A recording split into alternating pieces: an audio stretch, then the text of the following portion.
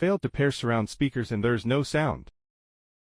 Please manually repair them using the two methods provided below based on your specific situation. Note: please ensure to surround speakers and the sound bar within 1.5 feet of each other during manual pairing. Method 1. Pair manually. Step 1. Press and hold the surround button on the remote control for 5 seconds. The display screen will show, "Sir," and flash. Step 2. Press and hold the pair button on the right surround for 5 seconds. The indicator light will flash quickly. After successful pairing, the indicator light will remain steady. Step 3. Then the two surround speakers can be moved to other places as needed. Note: if the pairing still fails, please refer to the Method 2. Method 2. Restore factory settings and pair manually.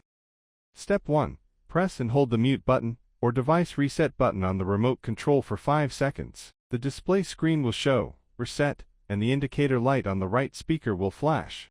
Step 2. Follow the steps in Method 1 to pair manually.